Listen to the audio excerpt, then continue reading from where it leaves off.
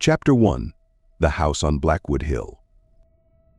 The house loomed on the hill like a dark shadow against the sky.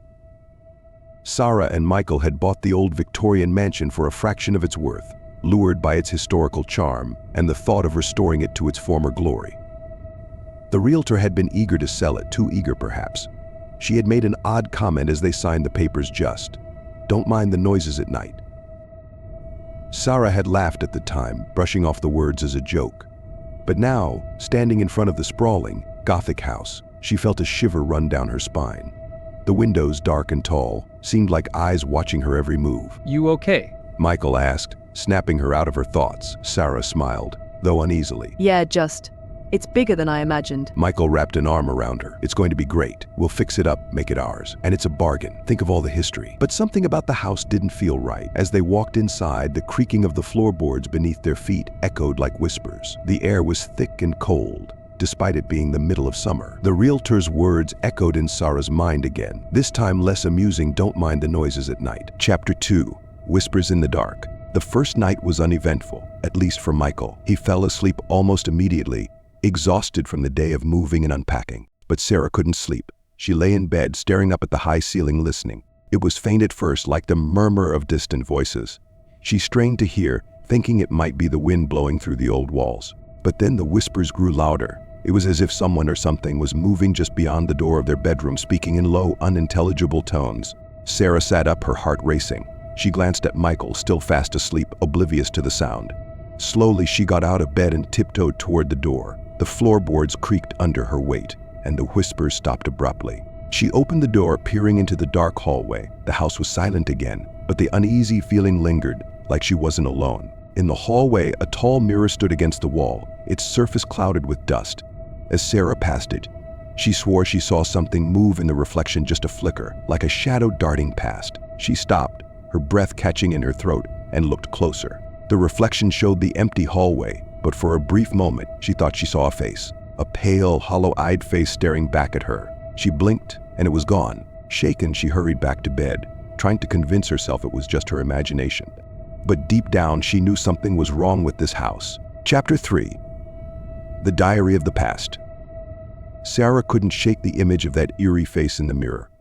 Her heart was still pounding from the fear, and as she slowly descended the stairs, she couldn't escape the feeling that something or someone was watching her. Michael sat at the dining table, sketching out plans on paper, seemingly unaware of her distress. Sara paused in the doorway, watching him for a few moments, trying to convince herself it was all in her head, that the coldness of the old walls was playing tricks on her. Michael, the tea milk. She began, trying to sound calm, though her voice betrayed her. Michael looked up. "What's wrong?" he asked, setting his pen aside. Sara sighed, unsure how to explain what she had seen. I saw something upstairs in the old mirror. I'm not sure what was, but... So Michael stood up, walked over, and gently placed his hands on her shoulders. "It's just an old mirror, Sara. You're probably tired. Want to go check?" Sara hesitated, then nodded. "Wes, let's go together." That when they reached the second floor, Michael inspected the mirror from all angles, even tapping its surface as if to check for hidden tricks. "Nothing unusual," he concluded with a grin. "So a mirror is just a mirror." But Sara couldn't shake the feeling. Michael seemed unfazed, but there was something about the air in the house heavy, oppressive, that lingered in her chest. As Michael turned to leave, something caught Sara's eye. On the shelf near the mirror was an old, weathered journal. It looked similar to the one they had found downstairs, but its cover was even more worn, the pages fragile with age. She picked it up and began flipping through the faded entries. Michael, look, she said, handing him the journal. But when he took it, a chill ran down her spine. "Another one of those cursed letters from the past." He joked lightly, but Sara didn't answer. She felt that this diary held some key to understanding what was happening in the house. Chapter 4. The Hunter Family's Secret. Michael began to read aloud from the journal. "September 7th, 1903. I can't stay here anymore. Every night I hear their voices. They whisper, they call my name. So I talk, and I know this is not my imagination. My wife, Anne, tried to convince me I'm losing my mind, but I see the fear in her eyes. She hears them too, but refuses to admit it. We cannot leave the house. Something is holding us here. September 14th, 1903. Anne is gone. I found her this morning in the basement. Her eyes were hollow, her face twisted in terror. But on her lips was the faintest of smiles, as if something had finally released her. She was a victim of the house. Now I am alone. I feel the walls closing in on me. Soon I will be its prisoner too. Sara shuddered as Michael read these lines. He tried to laugh it off, but it sounded forced. Sara, you realize these are just old writings. These people were probably mentally unstable. He said, but Sara felt deep down that the diary held a truth. She couldn't shake the feeling that the house was indeed cursed, and that everyone who lived there was doomed to suffer. Chapter 5. The Basement Whispers. That evening, Sara noticed that Michael had started behaving strangely. He became withdrawn, spending long hours in the basement as though searching for something. Every time she asked him what he was doing, he would just shrug and say he was checking the foundation. But Sara knew it was a lie. Michael was hiding something. Late that night, when she had already gone to bed, the strange sounds woke her again. It was the whispers, the same ones she had heard on their first night. But this time they were closer, as if someone was standing right outside her door, talking. Sara carefully climbed out of bed and opened the door. The hallway was empty, but the whispers continued, coming from downstairs. He slowly descended the stairs, gripping the banister, and when she reached the first floor, she realized the sounds were coming from the basement. Fear gripped her, but the desire to uncover the truth was stronger. She opened the basement door, feeling the cold air rush up from the dark below. The whispers grew louder, like someone was calling to her. She descended the steep steps and saw Michael. He was standing by the wall, drawing something on the floor in chalk. Michael, what are you doing? She asked, her voice trembling. He turned, but his face was blank, as if he couldn't hear her. His eyes were wide open but distant, empty. I have to finish the ritual. He whispered, continuing to draw strange symbols. I have to free us. Sara froze in terror. Michael wasn't himself. The house had taken him. Chapter 6. The Final Choice. Sara realized that they could no longer stay in this house. She ran to Michael, trying to pull him from the trance, but his eyes remained lifeless. He kept repeating the same thing like a mantra. I have to finish the ritual. We need to leave this place. She screamed, but he didn't respond. Sara knew she had to act on her own.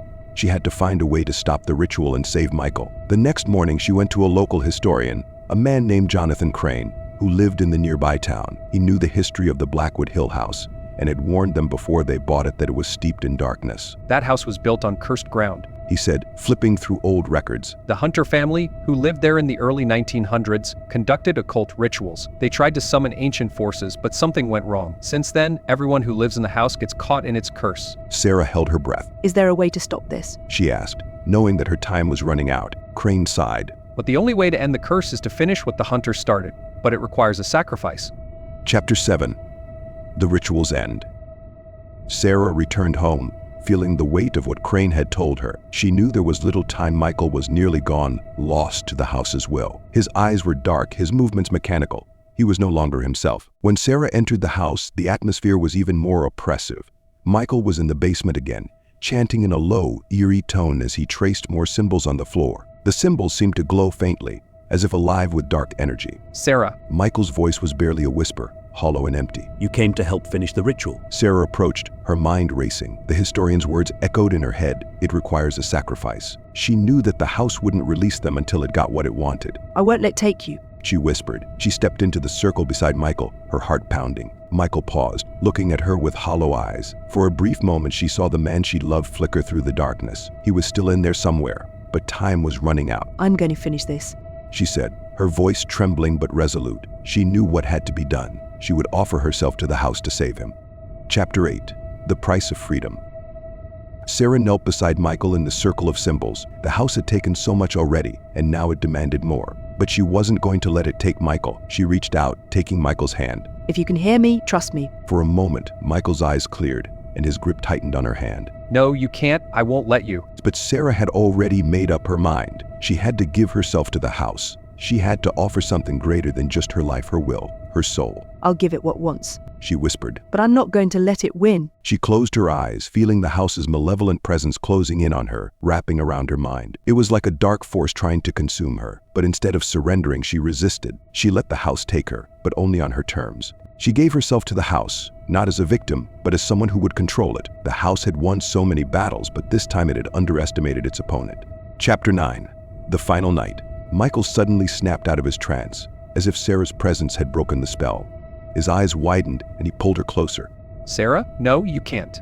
But it was too late. Sara had already surrendered to the house's will. The darkness wrapped around her, pulling her deeper into its grip. I love you, she whispered. This is the only way.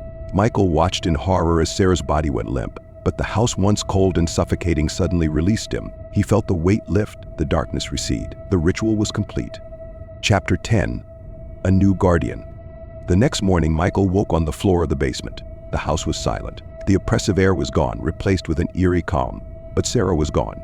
Michael searched the house, calling her name, but she was nowhere to be found. The house was empty. He stood in front of the mirror where it all began, his heart heavy with grief. In the reflection, for just a moment, he thought he saw Sara's face. She smiled faintly, then faded into the shadows. Sara had saved him, but the cost was her soul. Now she was part of the house's new guardian, forever bound to its cursed walls.